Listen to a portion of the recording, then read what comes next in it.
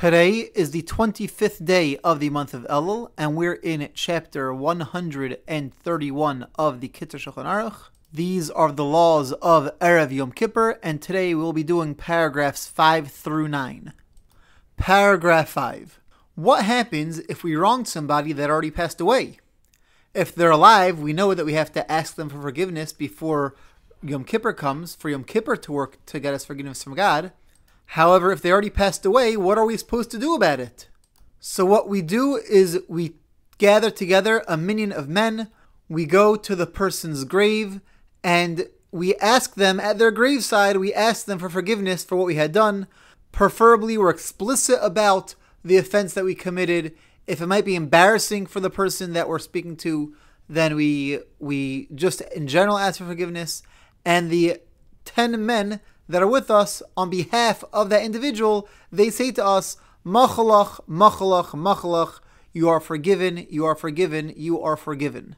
One more thing to keep in mind is that even after somebody passes away, we are not supposed to speak ill about them, insult them, or talk about them in any negative way. And doing so would require asking that person who passed away for forgiveness. However, in this case, because the offense happened after the person passed away, you don't have to go to their grave to ask for forgiveness. You could do it at the place where you offended them. Paragraph 6. It's a very strong custom on Erev Yom Kippur, the day preceding Yom Kippur, for a person to immerse themselves in a mikvah. Like I mentioned by the laws of Rosh Hashanah, in Israel, even the ladies go to the mikvah on the day before Yom Kippur. Outside of Israel, it's generally only the men will go to the mikvah. We go to the mikvah for two reasons. Number one is to ritually purify ourselves. If we became tamei, ritually impure, we go to the mikvah to become ritually pure, to become tahor. In addition, come Yom Kippur time, we're so to speak recreated. We get a brand new slate. And just like a convert goes to the mikvah and become Jew as part of the process of converting to Judaism, so too our mindset should be that come Yom Kippur, we're brand new people, fresh start, as if we just converted to Judaism. Somebody who is mourning a close relative and is in the week of Shiva normally is not allowed to shower or bathe during that week of Shiva. However, on Erev Yom Kippur, the day preceding Yom Kippur, in preparation for Yom Kippur, this custom of going to the mikvah is so strong that even a mourner during Shiva could go to the mikvah a couple of hours before Yom Kippur in preparation for Yom Kippur. Paragraph 7. Some families have the custom of lighting a candle for Yom Kippur. This is not the regular Yom Tif and Shabbat candles that we light every Shabbat and Yom Tif, which we will see later we do light for Yom Kippur as well. This is a separate Yom Kippur candle that some people light because on Yom Kippur, Moses came down from Mount Sinai with a second set of tablets. The tablets obviously represent the Torah, and the Torah is called Or, light. Therefore, there is this custom to light a candle in honor of the Torah that we got on Yom Kippur.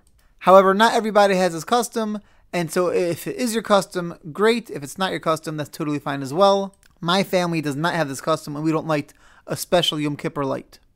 Some have the custom also in the synagogue to light a candle, and if that's the custom of the shul, then that's what the shul should be doing.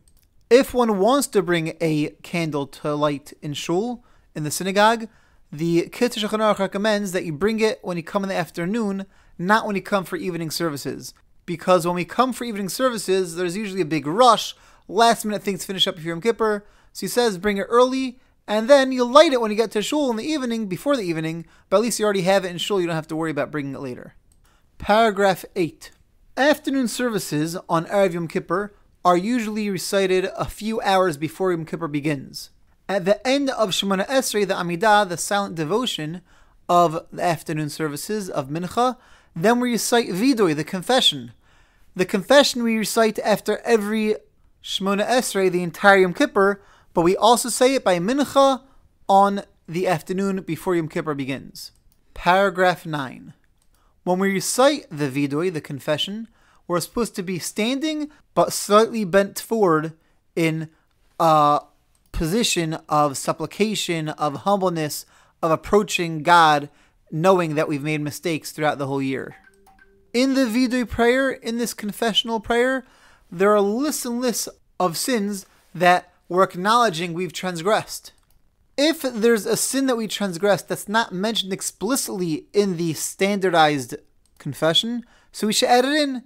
We should confess that sin as well, even though it's not mentioned in the standardized prayer formula. Whenever we mention a sin during the vidui, during this confession, we take our right hand and we give our chest, either the center of our chest or over the left side of our chest, we give it a bang as if we're, so to speak, giving our heart, which we consider in Jewish thought as the seat of emotion, of desire, which leads us astray. We're giving it a little bang as if to tell the heart, you're at fault for leading me astray. I let my desires, let my emotions rule over me instead of my logic, instead of my brain, instead of following what made sense to do. This concludes today's learning. Have a great day and see you tomorrow.